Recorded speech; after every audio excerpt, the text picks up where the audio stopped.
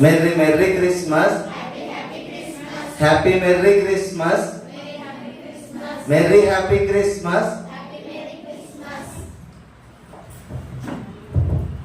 చిన్న తెలివిని కలిగించు నన్ను దివ్యగా వెలిగించు, తెలివిని కలిగించు నన్ను దివ్యగా వెలిగించు, నీ కలిగిన భాగ్యములన్నిటినీ నా కంటికి చూపించు, నీ కలిగిన భాగ్యములన్నిటినీ నా కంటికి చూపించు. దైవాత్మారాము మాతనుగుణ ప్రాలు, దైవాత్మారాము నా తనుగుణ ప్రాలు, ఆనందములో కూడిన నా హృదయ వందనములు నీకు.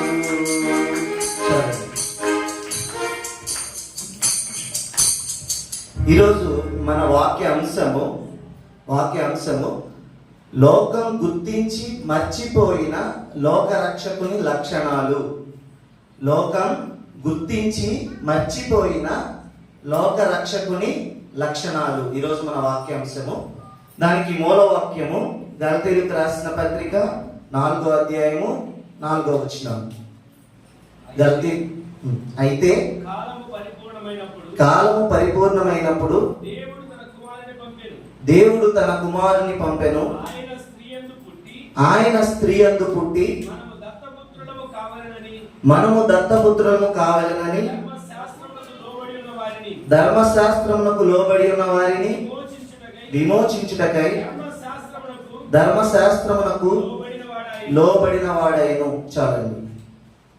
ఇక్కడ కాలము పరిపూర్ణమై ఉన్నప్పుడు మనం ఈ కంఠస్థ వాక్యం ప్రతి క్రిస్మస్ కి ధ్యానించుకుంటాం. కాలము పరిపూర్ణమై ఉన్నప్పుడు అన్న ఆ యొక్క వచనమును ప్రతి క్రిస్మస్ కి మనము ధ్యానించుకుంటా ఉంటాం. ఇప్పుడు కాలము ఎందుకని పరిపూర్ణమైంది అంటే యేసు పుట్టే సమయమునకు లేదా యేసు ప్రభు గారు లేదా దేవుని ఏకైక కుమారుడే భూమి మీదకి నరరూపిగా ఎందుకు రావాల్సి వచ్చినది అని అంటే, దేవునికి పుట్టుకు ముందు ఎంతో మంది ప్రవక్తలు వచ్చారు, ఎన్నో అద్భుతాలు ఆశ్చర్యకార్యములు చేశారు. కానీ జనులు అప్పుడు ఏం చేసేవాళ్ళు అంటే వాళ్ళని రాళ్లతో కొట్టి చంపడమో, లేకపోతే రకరకాలుగా హింసించడమో, లేకపోతే వాళ్ళని నమ్మకపోవడమో, రకరకాలుగా దేవుని యందు అవిధేయులై అవిశ్వాసులై ఉన్నారు. అయితే చివరిగా మనకి పాత నిబంధన చివరిలో అంటే జెఫన్యా రాసిన గ్రంథము లేదా జకర్యా గ్రంథము 1వ అధ్యాయం 3వ వచనంలోనే కానీ, లేకపోతే మలాకి రాసిన 1వ అధ్యాయం 6వ వచనంలోనే కానీ, అంటే వాళ్ళ లక్షణాలు పూర్తిగా దేవుడు అక్కడ ఎంతో ఆవేదనతో వ్యక్తపరిచిన వాడై ఉన్నాడు. అంటే ఎలాగంటే జనులు దేవుడు వచ్చే సమయానికి అంటే క్రీస్తు వచ్చే సమయమునకు జనుల యొక్క మనస్తత్వాలు ఎలా అయిపోయినాయి అంటే చెదిరిపోయిన పొట్టు వలె, లేకపోతే యాజకులను లేకపోతే ప్రవక్తలను సైతము నిర్లక్ష్యము చేసే ఒక దారుణమైన భ్రష్టత్వంలోనికి ఆనాడు జనులు వెళ్ళిపోయారు. ఆనాడు జనులు ఎలా వెళ్ళిపోయారు? భ్రష్టత్వంలోనికి వెళ్ళిపోయారు. ఆ భ్రష్టత్వంలో నుండి దేవుని యొక్క సంకల్పంలోనికి మరలా తాను అనుకుంటున్న దేవుడు నిర్ణయించుకున్న దేవుని యొక్క చిత్తము జరగాలి కాబట్టి ఆయన అద్వితీయ కుమారుడైన యేసుక్రీస్తును ఎక్కడికి పంపించారు? ఈ భూమి మీదకి పంపించారు. ఎవరి రూపంలో? మనుష్యుని యొక్క రూపంలో. అయితే ఇంకా ఆనాడు పరిస్థితులు ఎట్లా ఉన్నాయి అంటే మనం చూసినట్లయితే ఎక్కడ చూసినా అవిధేయత, ఎక్కడ చూసినా అవిధేయత, ఎక్కడ చూసినా అవిశ్వాసము, ఎక్కడ చూసినా పాపము. మత్తయి సువార్త 3వ అధ్యాయము 8-9 వచనంలో ఒకసారి చూడండి. మత్తయి సువార్త 3వ అధ్యాయము. అబ్రహాము మాకు తండ్రి అని మీలో మీరు చెప్పుకొన తలంచవద్దు. దేవుడు ఈ రాళ్ల వలన అబ్రహామునకు పిల్లలు పుట్టించగలడని నేను మీతో చెప్పుచున్నానని స్వయముగా ఈ మాట ఎవరు పలికారు? మత్తయి సువార్తలో ఈ మాట ఎవరు పలికారు? దేవుడే పలికారు. అయితే అంటే ఇది ఎందుకని ఆయన అంత ఆవేదనతో పలికారు అంటే, జనుల యొక్క భక్తి లేదా జనుల యొక్క మానవుల యొక్క మనుషుల యొక్క శ్రద్ధ ఎలా అయిపోయిందంటే నామకార్థులుగా మారిపోయారు. ఎవరు వచ్చేసరికి? యేసుక్రీస్తు గారు వచ్చేసరికి కంప్లీట్ గా నామకార్థ భక్తిలోనికి జనాంగము వచ్చేసింది. ఎలా అంటే వాళ్ళు, మనకు ఒక సామెత ఉంటుంది, మా తాతలు నేతులు నాకారు, మేము వాళ్ళ మూతులు నాకితే సరిపోతుంది అని ఒక సామెత ఉంటుంది. అంటే అబ్రహాం గారు మాకు తండ్రి కాబట్టి, లేకపోతే మేము యోధా వంశంలో పుట్టాం కాబట్టి, లేదా మేము ప్రత్యేకించబడిన ఏర్పాటు చేయబడిన జనాంగం కాబట్టి మేము ఏం చేసినా చెల్లుబాటు అవుతుంది. మేము ఎట్లాగా ప్రవర్తించినా దేవుడు మా కొరకు ఏర్పాటు చేసిన రక్షణ మా కొరకు అలాగే ఉంటుంది. ఇంకా ఆ స్వాస్థ్యాన్ని ఇంకా ఎవరికి ఇవ్వరు అనే ఒక ధీమాతో, ఒక అహంకారమో, లేకపోతే ఒక ఘరానాతోనో, ఒక గర్వంతోనో ఆనాడు జనాంగము లేకపోతే జనులు, యూదా సమాజము, మరి ముఖ్యంగా యూదా సమాజము ఉండేది. అందుకని దేవుడు సూటిగా ఏం చెప్పాడు? ఈ రాళ్లతో సైతము అబ్రహామునకు దేవుడు పిల్లలు పుట్టించగలరు. కాబట్టి మీరు మాకే సొంతము, ఇది మాదే అనుకుంటున్నారేమో. లేకపోతే నేటి సమాజం కూడా మా తాత క్రైస్తవుడు, లేదా మా నాయనమ్మ క్రైస్తవురాలు, మా నాన్న క్రైస్తవుడు, లేదా మా నాన్నగారు పాస్టరు, లేదా మా తాత పాస్టరు, లేకపోతే మా అమ్మ రోజుకి 24 గంటలు ప్రార్థన చేస్తే, అంటే మన తాత ముత్తాతలు లేదా మన పూర్వీకులు చేసిన పుణ్యము మనకి సంక్రమించడము కొంచెం జరుగుతుంది. అంటే వాళ్ళ యొక్క కృపాక్షేమము, వాళ్ళ యొక్క దయ, వాళ్ళు చేసిన ప్రార్థనలకు ప్రతిఫలం మనం అనుభవిస్తామేమో, కానీ రక్షణ మాత్రం ఎవరికి వాళ్లకు సొంతము.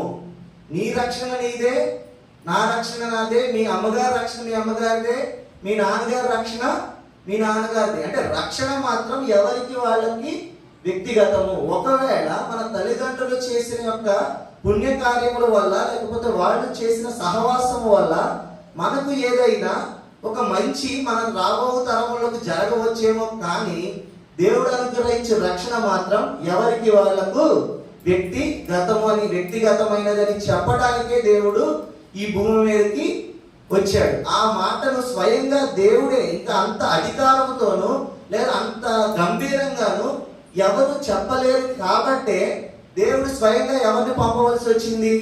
స్వయంగా తన అద్వితీయ కుమారుని, తన మనస్తత్వము, తన పోలిక, తన ఆలోచన విధానము, తను దేవుడు మనుషులను చేసినప్పుడు తాను కలిగి ఉన్న ఆ వేదన భారము అంతా పూర్తిగా తెలిసిన జ్ఞాని అయిన దేవుడిని లేదా వాక్యమైన దేవుడిని ఈ భూమి మీదకి పంపించడం జరిగింది. రెండవదిగా ఆనాడు జనాంగము లేదా అది అప్పటికి క్రైస్తవ జనాంగం లేదు, అప్పుడు ఉన్న యూదా జనాంగమే కానీ, ఇజ్రాయేలీ జనాంగమే కానీ ఇంకా ఎట్లాంటి మనస్తత్వం కలిగి ఉండేవాళ్ళు అంటే, మత్తయి సువార్త 23వ అధ్యాయము 23వ వచనం. మత్తయి సువార్త 23వ అధ్యాయము. అయ్యో వేషధారులైన శాస్త్రులారా, పరిసయ్యులారా, మీరు పుదీనాలోను, సోపులోను, జీలకర్రలోను 10వ వంతు చెల్లించి ధర్మశాస్త్రములో ప్రధానమైన విషయములను అనగా న్యాయమును, కనికరమును, విశ్వాసమును విడిచిపెట్టితిరి.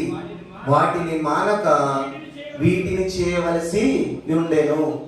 అంటే ఆనాడు ఉన్న యూదా జనాంగము కానీ లేదా నేడు ఉన్న క్రైస్తవ జనాంగము కానీ ఒకే స్థితిలో ఉంది. ఎట్లా అంటే ధర్మశాస్త్రమును పాటిస్తున్నామన్న భ్రమలో, ధర్మశాస్త్రమును కానీ లేదా దేవుని ఆజ్ఞలను కానీ ప్రేమిస్తున్నాము, దానిని ఆచరిస్తున్నామన్న భ్రమలో బతికేవాడు. ఎలా అంటే వారం గుడికి వచ్చాము, లేదా ప్రత్యేక ప్రార్థనకు పెట్టినప్పుడు వెళ్ళాము, కానుక వేసినప్పుడు కానుక వేసాము, లేకపోతే పుదీనాలోను లేదా సోపులోను జీలకర్రలోను 10వ వంతు చెల్లించాము. ఇంతవరకు కేవలము ఒక నామకార్థముగా, లేకపోతే ఒక పై మెరుగుతో ఉన్న ఆచారాలు వ్యవహారాలను మాత్రమే అవలంబించడము బాగా అలవాటు చేసుకున్న సమాజం నాడు ఉంది, నేడు ఉంది. కానీ దేవుడు ఏం చెప్తున్నాడు? అసలు ధర్మశాస్త్రంలో ప్రధానమైన విషయం ఏంటి అని దేవుడు చెప్తున్నాడంటే, న్యాయము, కనికరమును, విశ్వాసమును విడిచిపెట్టేశారు. మీరు అవన్నీ చేస్తున్నారు, కానీ అసలైన విషయాలను న్యాయాన్ని కానీ, కనికరాన్ని కానీ, లేకపోతే విశ్వాసాన్ని కానీ విడిచిపెట్టేశారు. కాబట్టి మీరు వాటిని మానకుండా, అంటే మీరు గుడికి వెళ్ళటం మానవద్దు, ప్రత్యేక కూడికలకు వెళ్ళటం మానవద్దు, లేకపోతే ప్రత్యేకమైన కార్యక్రమాలకు ఆచరించడం మానవద్దు. కానీ దానితో పాటు మీరు కలిగి ఉండవలసిన అతి ముఖ్యమైన లక్షణాలు ఏంటంటే, న్యాయమును, కనికరమును, విశ్వాసమును విడిచిపెట్టకుండా ఉండండి అని నాడు ఉన్న యూదా జనాంగమునకు నేడు ఈరోజు 2023లో క్రిస్మస్, క్రీస్తు యొక్క పుట్టుకను జరుపుకుంటున్న మనకును ఆ లక్షణాలను దేవుడు చెప్పాలని ఆశపడడానికి, లేదా ఆ లక్షణాలు తెలియచేయాలన్న ఉద్దేశంతోనే దేవుడు ఈ భూమి మీదకి రావాల్సి వచ్చి ఉన్నది. ఇంకా చూసుకున్నట్లయితే, ఇంకా ఆనాడు సమాజం ఎట్లా ఉండేది అంటే, మత్తయి సువార్త 15వ అధ్యాయము 1 నుంచి 6వ వచనం వరకు. ఆ సమయమున యెరూషలేము నుండి శాస్త్రులను, పరిసయ్యులను యేసు యొద్దకు వచ్చి, నీ శిష్యులు చేతులు కడుక్కొనకుండా భోజనం చేయుచున్నారే, వారెందు నిమిత్తము పెద్దల పారంపర్యాచర్యమును అతిక్రమించుచున్నారని అడిగిరి. అందుకు ఆయన, మీరును మీ పారంపర్యాచర్య నిమిత్తమై దేవుని ఆజ్ఞని ఎందుకు అతిక్రమించుచున్నారు? తల్లిదండ్రులను గణపరచమనియు తండ్రినైనను తల్లినైనను దూషించువాడు తప్పక మరణము పొందవలనని దేవుడు సెలవిచ్చెను. మీరైతే ఒకడు తన తండ్రి అయినను తల్లినైనను చూచి, నా వల్ల నీకేది ప్రయోజనమగునో అది దేవునికి అర్పితమని చెప్పి ఎడల అతడు తన తండ్రినైనను తల్లినైనను గణపరచనక్కర్లేదని చెప్పుచున్నాను. మీరు మీ పారంపర్యాచర్యం నిమిత్తమై దేవుని వాక్యమును నిరర్థకము చేయుచున్నారు. చాలండి. అంటే మనుష్యులు కల్పించిన పద్ధతులను మాత్రమే దైవోపదేశములని, కింద వచనంలో, తమ పెదవులతో నన్ను గణపరుచుదురు, కానీ వారి హృదయం నాకు దూరముగా ఉన్నది. మనుష్యులు కల్పించిన పద్ధతులు దైవోపదేశములని బోధించుచు వారు నన్ను వ్యర్థముగా ఆరాధించుచున్నారు. అంటే ఇక్కడ ఏం జరుగుతుంది? ఆనాడు యేసుక్రీస్తు వచ్చేసరికి సమాజంలో కొన్ని పేళ్ళూరుకుపోయిన కొన్ని ఆలోచనలు ఏంటి అంటే, తల్లిదండ్రుల్ని సన్మానించమని ఆజ్ఞల్లో ఉందా లేదా? నీ తల్లిదండ్రులను సన్మానించు, అప్పుడు నీవేమవుతావు? దీర్ఘాయుష్మంతుడు అవుతావని ఆజ్ఞలలో ఉందా లేదా? ఉంది. కానీ ఆనాడు అప్పుడు ఉన్న జనాంగము వాళ్ళ యొక్క హృదయములను ఎంత మట్టుకు కఠినపరుచుకున్నారు అంటే, ఎంతవరకు కఠినపరుచుకున్నారంటే, వాళ్ళకు అనుకూలముగా, లేదా ఇప్పుడు కూడా మనం కూడా మనకు అనుకూలంగా కొన్ని రూల్స్ని మార్చేసుకుంటాం. ఇప్పుడు క్రైస్తవ సమాజంలో కూడా మనకు అనుకూలంగా కొన్ని డినామినేషన్స్, అంటే కొన్ని రకరకాల సంఘాలుగా విడిపోయి, మాకు ఇది నచ్చింది కాబట్టి మేము దీన్ని పాటిస్తాం, లేదా ఇది నచ్చలేదు కాబట్టి మాకు అది బైబిల్లో ఉన్నా బైబిల్లో లేకపోయినా మాకు సంబంధం లేదు అని ఎవరికి వాళ్ళు మనుషులు కల్పించుకున్న పద్ధతుల్ని దేవుడు కల్పించాడు అని బయటికి చెప్పుచు ఒక హిపోక్రసీ అంటే ఒక వేషధారుల యొక్క జీవితము జీవిస్తున్నారు. ఎవరు? నేటి సమాజము మరియు నాడు ఉన్న యోధా సమాజం కూడా అట్లాగే ఉంది. కానీ దేవుడు ఏం చెయ్యాలి అని చెప్పడానికి వచ్చాడు? ఏదైతే నీ తల్లిదండ్రులను నీవు చూసుకోవాలి, ఏదైతే నీ తల్లిదండ్రులను నీవు సన్మానించాలి, వాళ్ళ యొక్క బాగోగులు నువ్వు చూసుకోవాలి అని రాసి ఉందో దానిని మీరు నిరర్థకం చేసేసి వాళ్లకు పెట్టే ఖర్చును మీరు కానుకలని చెప్పి లేకపోతే దైవ కార్యములని చెప్పి ఇచ్చేసినంత మాత్రాన దేవుడు దానిని లక్ష్యము పెట్టడు. ఒకవేళ మనమే ఉన్నాము, మన తల్లిదండ్రులు లేవలేని స్థితిలో ఉన్నారు, వాళ్ళకి బెళ్ళలకు కానీ లేకపోతే బట్టలకు కానీ పండగ నిమిత్తమే కానీ పండగ లేనప్పుడే కానీ వారి బాగోగులు చూసుకోవడానికి ఒక 1000 రూపాయలు అవసరమైంది. అదే సమయంలో పండగ వచ్చిందనో లేకపోతే వేరే ఏదైనా కార్యక్రమం వచ్చిందనో లేదా శుభకార్యం వచ్చిందనో చెప్పి వీళ్ళకు ఖర్చు పెట్టవలసిన వాటిని నీ పేరు మీద దేవుడికి ఇచ్చేసానులే అమ్మా అంటే అది న్యాయమా? అది న్యాయమా? కాదు. దేవుడు కూడా అదే ఇక్కడ చెప్పదలుచుకున్నది కూడా అదే చెప్తున్నాడు. ఇలాగూ ధర్మశాస్త్రం మొత్తాన్ని అంటే ధర్మశాస్త్రాన్ని మేము పాటిస్తున్నామని చెప్పుకొచ్చు పెద్ద పెద్ద చెంగులు వేసుకుని పెద్ద పెద్ద అంగీలు ధరించుకుని సంత వీధులలోను లేకపోతే సమాజపు మందిరాలలోను నడియాడుచు ధర్మశాస్త్రాన్ని మేము మాత్రమే పాటిస్తున్నాము, దేవుడు మాకొక్కరికే దేవుడు, మిగతా ఏ ఒక్క జనాంగమునకు దేవుడు ఈ యొక్క రక్షణను ఏర్పాటు చేయలేదు అని చెప్పుకుని తిరిగే బ్యాచ్ ఆ టైంలో ఉండేది. వాళ్ళందరికీ నిర్మోహమాటంగా ఎటువంటి భయం లేకుండా ఎటువంటి బెదురు దుడుకు లేకుండా ముఖం మీద కొట్టినట్టు చెప్పాలన్న ఉద్దేశంతోనే ఆనాడు యేసుక్రీస్తుని భూమి మీదకి పంపవలసి వచ్చింది. కానీ అలా వచ్చిన యేసయ్యకు మనము లేకపోతే ఆనాడు జనాంగము పెట్టిన పేరు ఏంటంటే దైవదూషకుడని కానీ లేకపోతే దెయ్యముల రాజ్యములకు అధిపతి అని కానీ లేకపోతే ఆయన ఒక మత ఛాందస్వాదుడని కానీ మత బోధకుడని ఆయనకి ఏం చేశాము? పేర్లు పెట్టారు. అప్పుడు వాళ్ళు దేవుణ్ణి తప్పుగా అర్థం చేసుకున్నారు.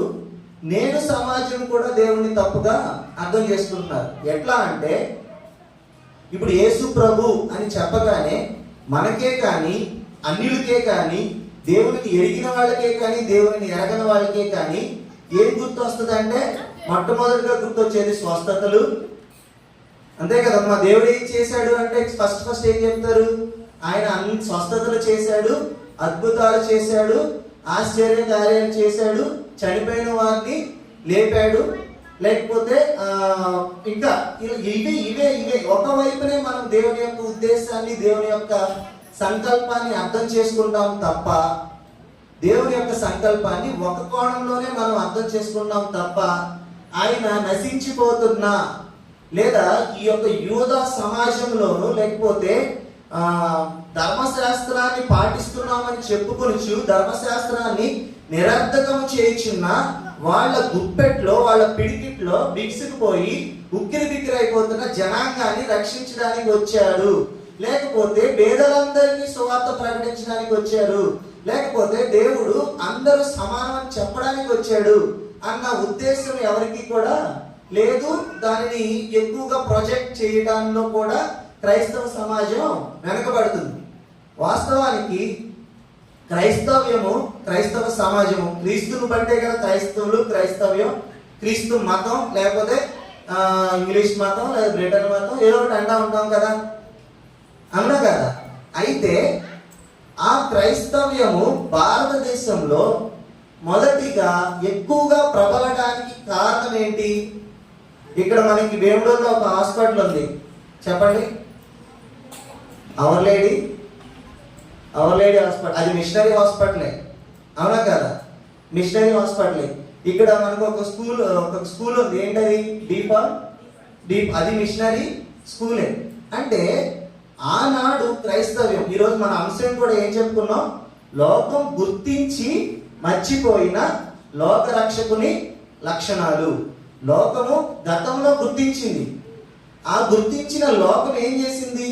దేవుని ప్రేమను అందరికీ చాటాలని చెప్పి విద్య, వైద్యం, ఆరోగ్యం, ఇందాక యాక్చువల్లీ నేను ఆ స్కిట్ చూసినప్పుడు కూడా నేను అది చాలా హ్యాపీ ఫీల్ అయ్యాను. అంటే నేను చెప్దాం అనుకున్న point of view and as well దేవుని యొక్క నడిపింపు అంతా కూడా ఒకటే వచ్చింది. అంటే సమకూర్చి పంచిపెట్టుట అనే లక్ష్యంతో పనిచేసేవాళ్ళు. సమకూర్చి పంచిపెట్టుట లేదా పోగు చేసి, అంటే అందరి దగ్గర ఉన్న వాళ్ళ దగ్గర అది ఎక్కువగా ఉన్న వాళ్ళ దగ్గర సమకూర్చి అక్కర కొలది పంచిపెట్టుట అనే లక్ష్యంతో పనిచేసేవాళ్ళు.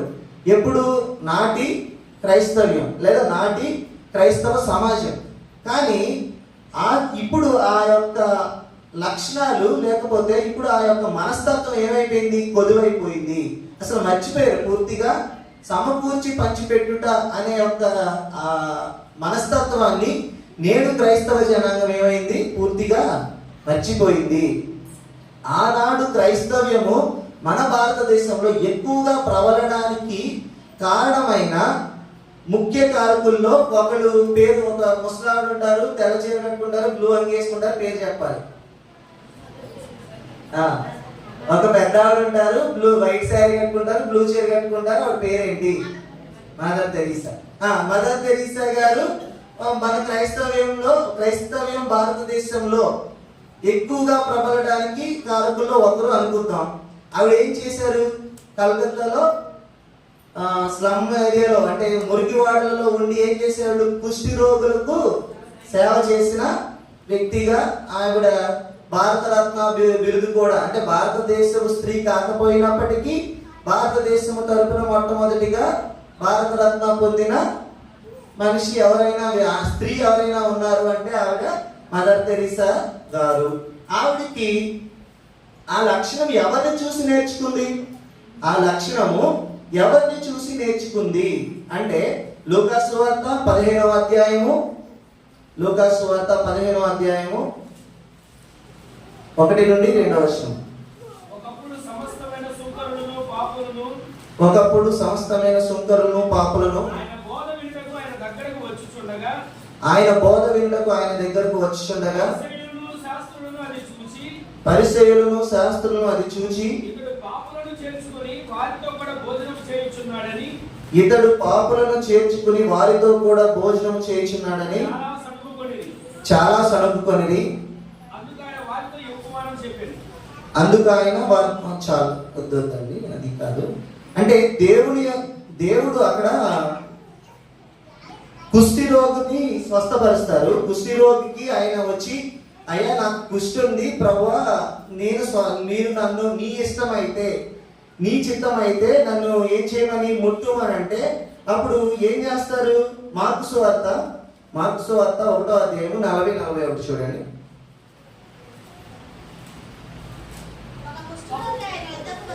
ఒక కుష్టి రోగి ఆయన యొద్దకు వచ్చి ఆయన ఎదుట మోకాళ్ళుని, నీకిష్టమైతే నన్ను శుద్ధినిగా చేయవలే ఆయనతో చెప్పి ఆయనను వేడుకొనగా వానిని ముట్టి నాకిష్టమే నీవు శుద్ధుడవు కమ్మని వానితో చెప్పాను. వెంటనే కుష్టి రోగము వానిని విడిచెను గనుక వాడు శుద్ధుడాయను. మనం మదర్ తెరీసా గారు ఈ యొక్క లక్షణము ఎవరి దగ్గర నుంచి నేర్చుకున్నారంట? దేవుని దగ్గర నుంచి నేర్చుకున్నారు. ఆయన ఎవరి కొరకు వచ్చారు? పాపులకై దిగి వచ్చెనట, రోగులకే వైద్యుడని, పాపుల పంక్తిలో కూర్చుని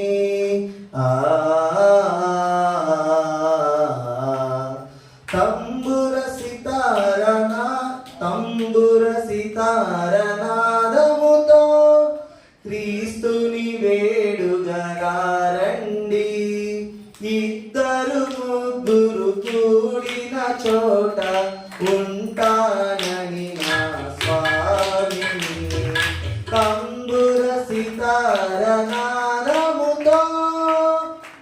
అంటే ఆ రోజులలో యేసుక్రీస్తు గారు ఎందుకు వచ్చారు అంటే అప్పుడు అంటరానితనం ఎక్కువగా ఉండేది. ఆ రోజులలో ఏముండేది? అంటరానితనము ఎక్కువగా ఉండేది.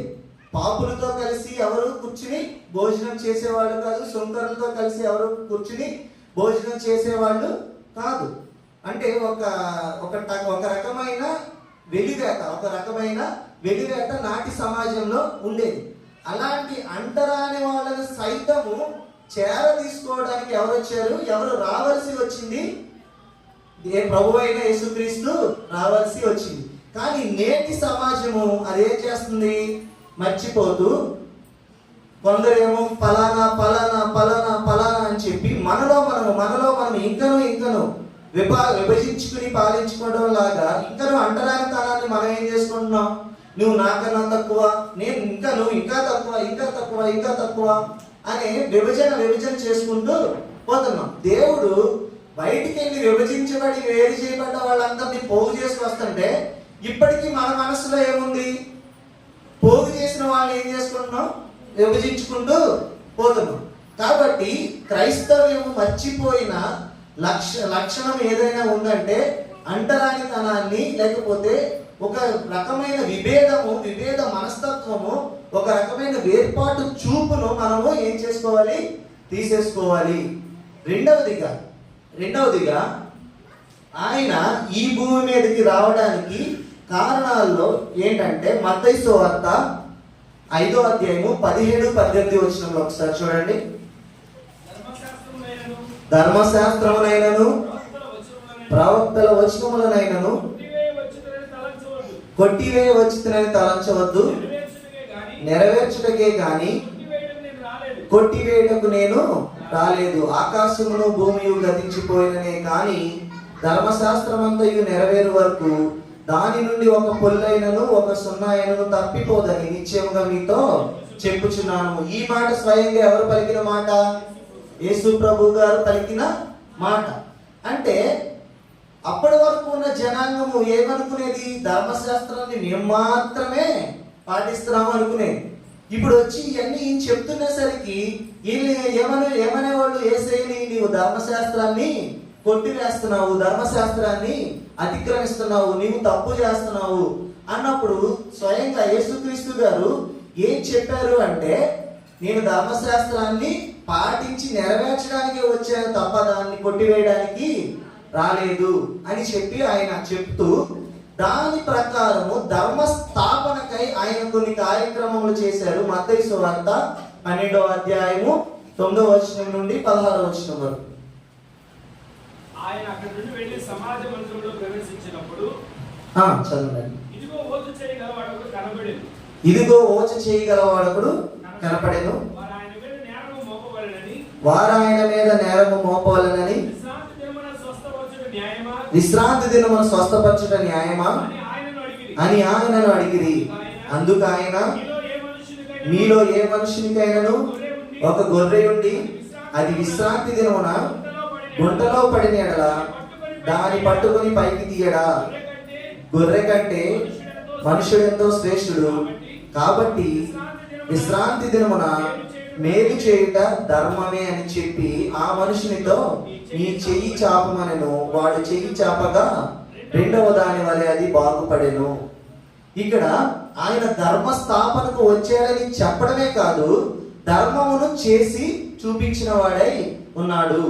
ఎలా అంటే విశ్రాంతి దినం ఉంది, విశ్రాంతి దినమును పరిశుద్ధంగా ఆచరించవలెను, మిగతా 6 రోజులు కష్టపడవలను, ఆ రోజున మీరు ఏ పని చేయకుండా దేవుని ఆరాధించవాలనే ఒక ధర్మశాస్త్రంలో ఒక ఆజ్ఞ కదా.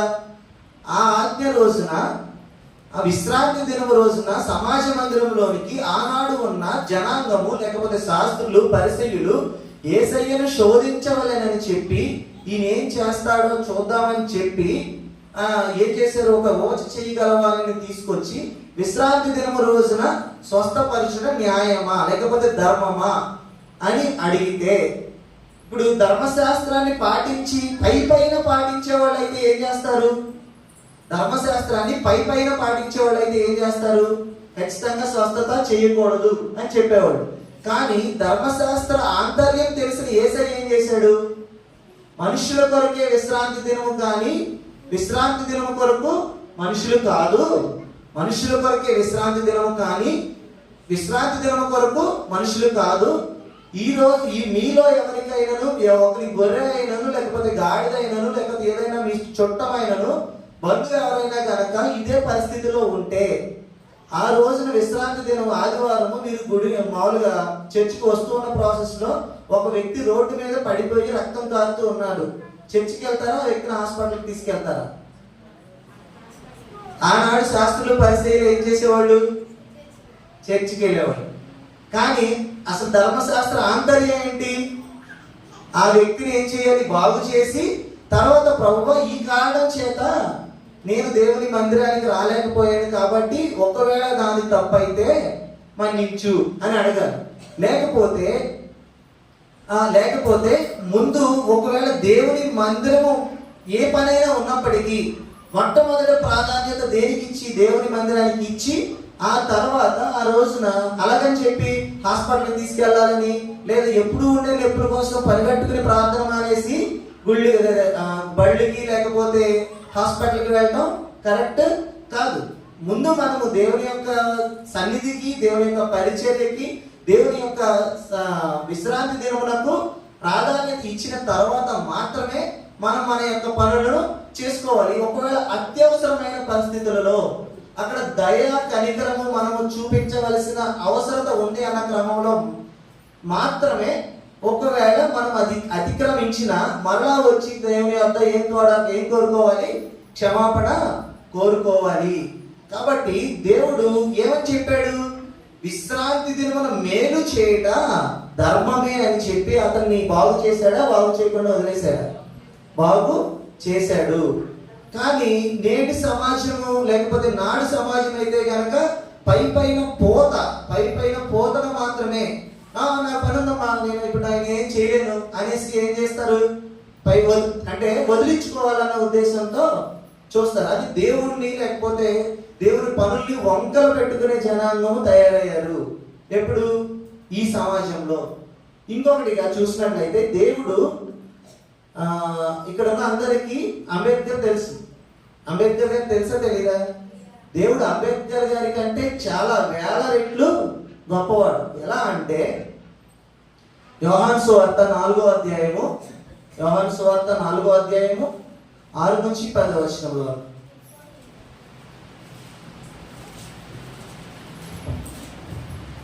నేను చదువుతాను. అక్కడ యాకోబు బావి ఉండిన కనుక యేసు ప్రయాణము వలన అలసి ఉన్న రీతిని ఆ బావి యొద్ద కూర్చుండెను.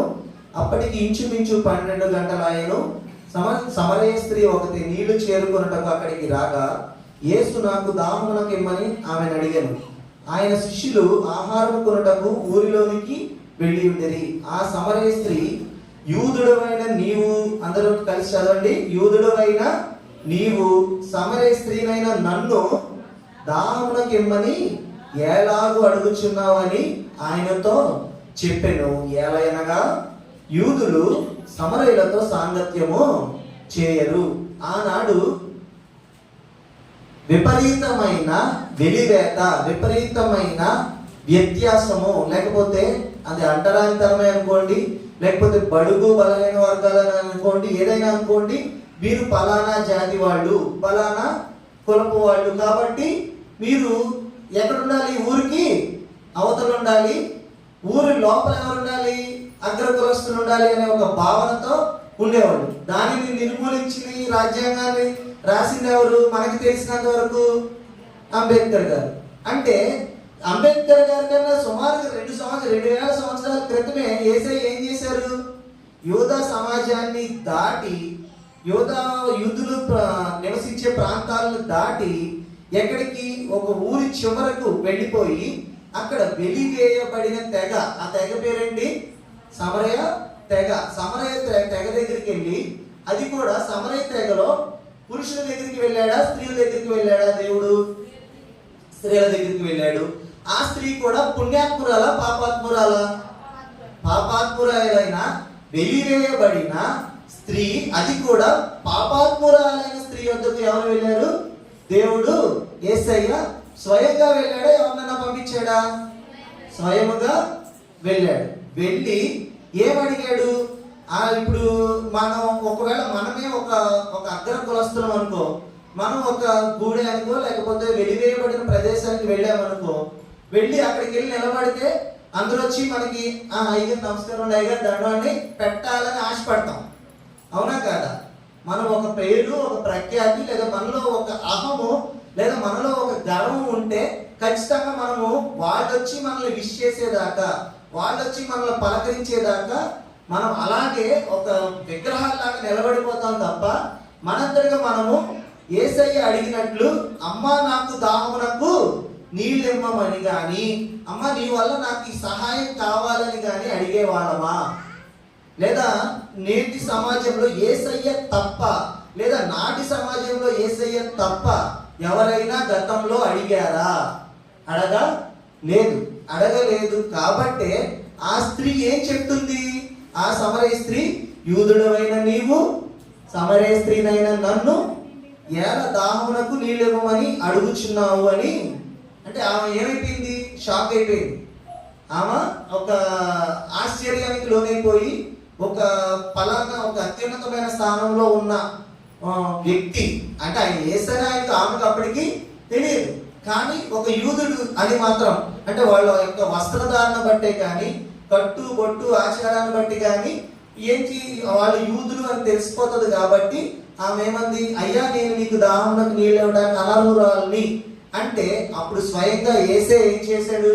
అమ్మ నువ్వు అర్హురాలి అని చెప్పి ఆమెకి అక్కడ రెండు రకాలుగా వెళ్ళాడు. దేవుడు ఒక అద్భుత కార్యము చేయడానికి వెళ్ళాడు, ఒక సామాజిక కార్యము దైవ కార్యము చేయడానికి వెళ్ళాడు, సామాజిక కార్యము చేయడానికి వెళ్ళాడు. దేవుడు అక్కడికి వెళ్ళి చేసిన దైవ కార్యం ఏంటి? పేదలకు లేకపోతే వెలివేయబడిన వారికి సైతము సువార్తను అందించడం అనేది దైవ కార్యం అయితే, అక్కడ చేసిన సామాజిక కార్యం ఏంటి? అందరూ సమానులే, ఏ భేదము లేదు, అందరూ భేదం ఏమీ లేదు, అందరూ పాపులే, భేదం ఏమీ లేదు, అందరూ పాపులే. ఏ కులమైనా, ఏ మతమైనా, ఏ జాతి అయినా, ఏ రంగు అయినా అందరూ దేవుని దృష్టిలో పాపులే అని చెప్పి ఆ వెలివేతను నిర్మూలించడానికి దేవుడు వెళ్ళాడు. కాబట్టి ఆ రోజుల్లో ఉన్న జనాంగానికి ఎవరు నచ్చలేదు?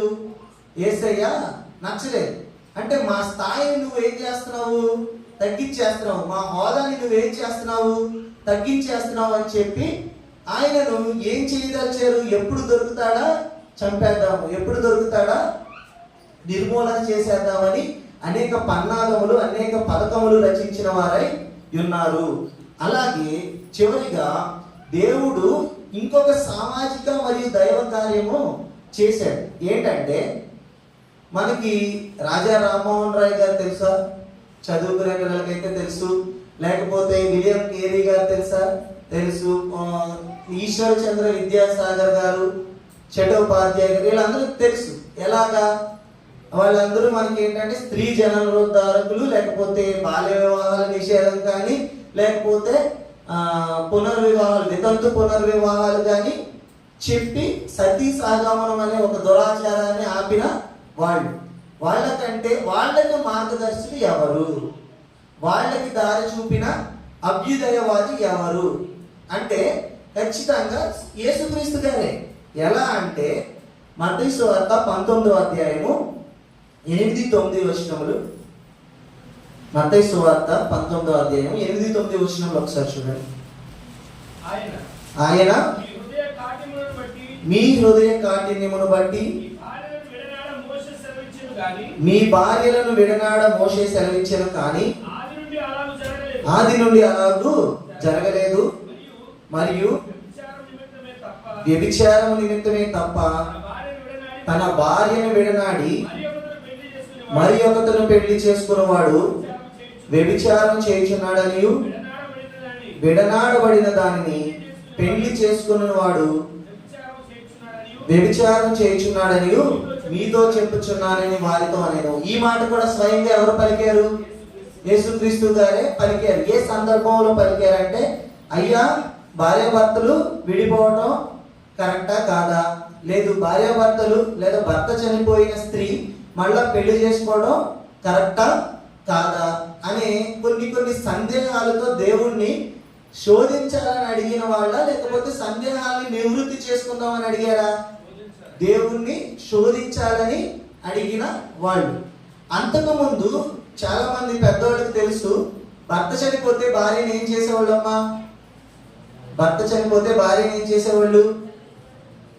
అయితే మంటల్లో సతీ సహగమనం అంటే భర్తతో సమేతంగా ఆమె కూడా పరలోకయానం కాదు, నరకయానమే చేసేయాలన్న ఒక ఉద్దేశంతో వాళ్ళు నాటికి సమాజంలో ఒక దురాచారము, మూఢనమ్మకము ఉండేది.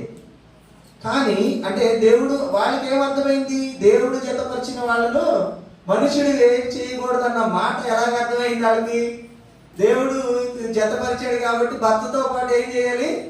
చంపేయాలి అని వాళ్ళకి తప్పుగా అర్థమై సతీ లాంటిది కానీ, లేకపోతే భార్య అయితే మరొకరికి పెళ్లి చేసుకోకూడదు, కానీ భర్త మాత్రం ఎంతమందినైనా పెళ్లి చేసుకోవచ్చు అనే ఒక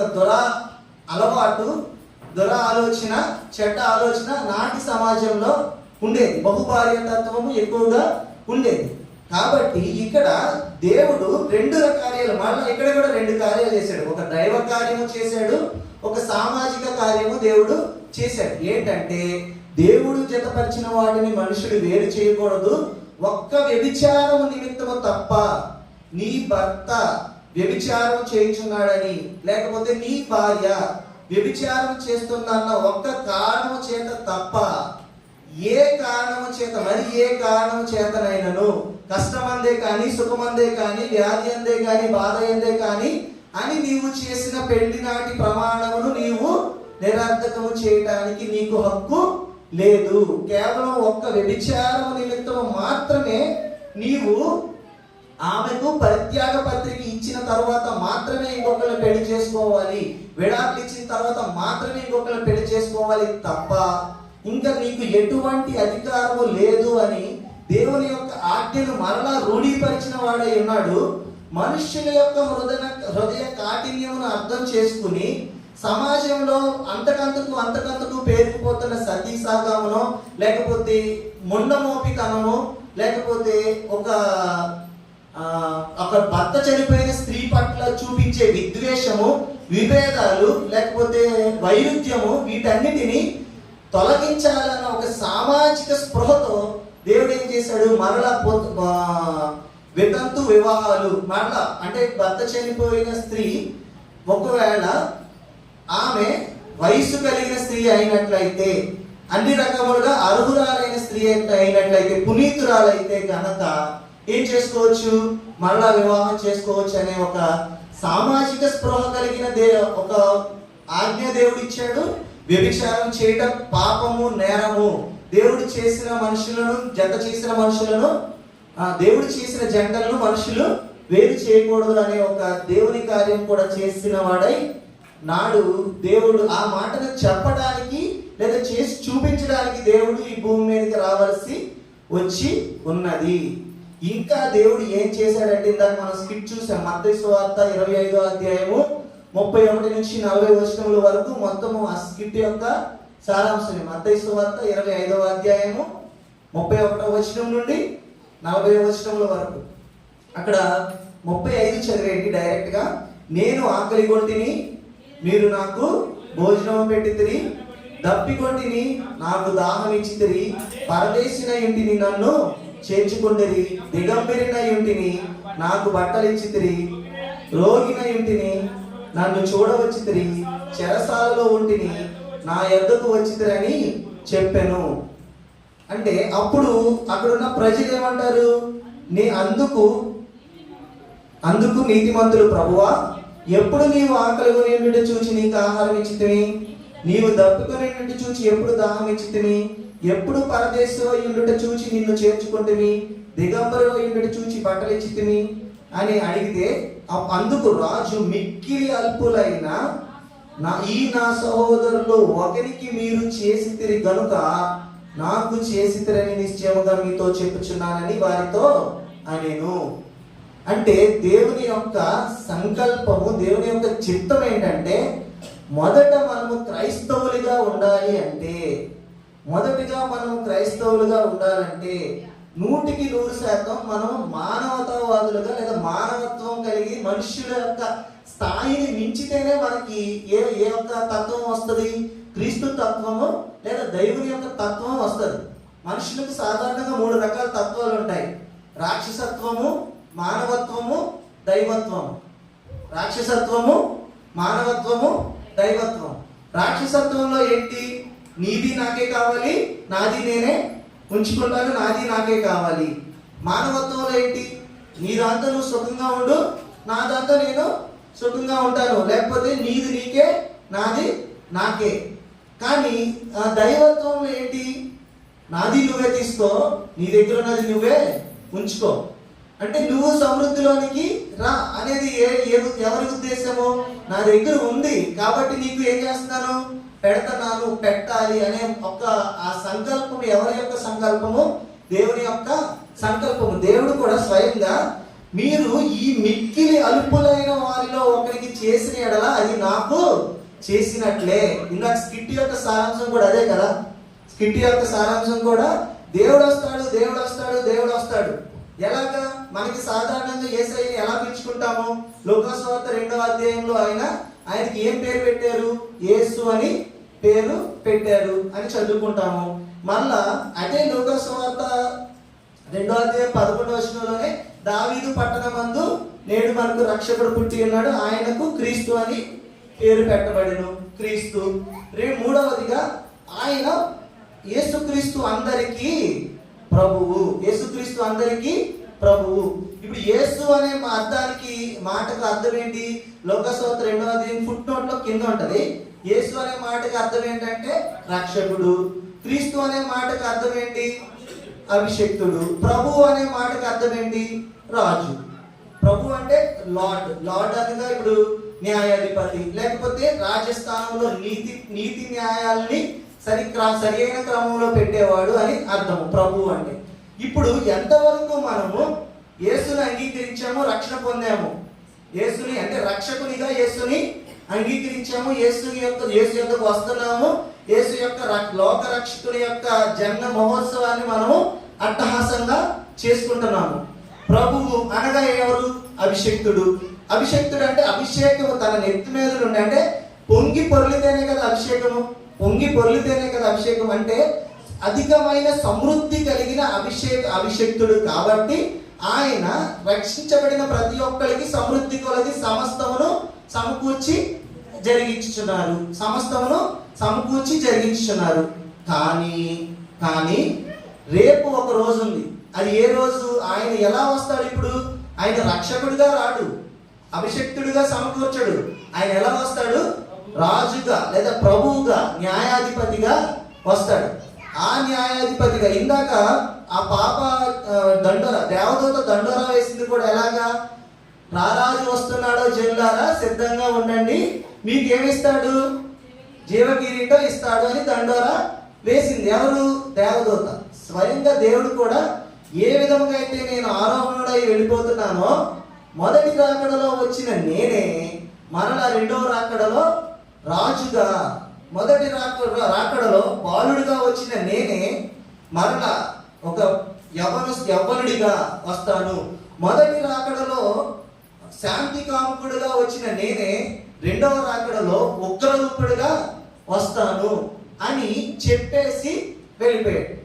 చెప్పేసి నేను ఇలా చేశాను. యాక్చువల్గా ఉదాహరణకు ధర్మశాస్త్రంలో దేవుని చిత్తం ఇలాగ ఉంది, కానీ దాన్ని సరిగ్గా పాటించడం లేదు కాబట్టి నేను రావాల్సి వచ్చింది. నేను వచ్చాను, పాటించాను, ధర్మశాస్త్రాన్ని కొట్టివేశాను, నూతన నిబంధన ఇచ్చాను, చాలా వరకు సరళతరం చేశాను, మీరు నా ఎదురుకు రావడానికి మార్గాన్ని అంతా నేను సిద్ధపరిచాను. నేను చెప్పిన రీతిలో మీరు నా వెనకాల ఫాలో అయిపోతూ వచ్చేయండి, లేదా నా పైన ఆనుకుని మీరు అలా ఉండిపోండి. కానీ కానీ కానీ విశ్వాసముతో పాటు క్రియలను కూడా చేయండి. క్రియలు లేని విశ్వాసము వ్యర్థము. ఎందుకంటే అక్కడ దేవుడు ఏం చెప్పాడు? దయను, కనికరమును, విశ్వాసమును కూడా కలిగి ఉండవలను. లేదా కొరింథీయులకు రాసిన 2వ పత్రికలో 13 అధ్యాయంలో చివరకు ప్రేమ, విశ్వాసము, నిరీక్షణ ఈ 3 నిలుచును, అందులో శ్రేష్టమైనది ప్రేమయే. అంటే చివరికి నిలిచేది ఇది. మనము ఇతరుల పైన చూపించే ప్రేమ, దయ, లేకపోతే కనికరము, మనకు దేవుని పైన ఉన్న విశ్వాసము, ఆ విశ్వాసము కూడా వాక్యానుసారమైన విశ్వాస సహితమైన క్రియలు కలిగిన విశ్వాసము మనకు ఉండాలి. మూడవదిగా ఎంతసేపు అని నిరుత్సాహము కానీ నిర్లక్ష్యము కానీ లేకుండా నిరీక్షణ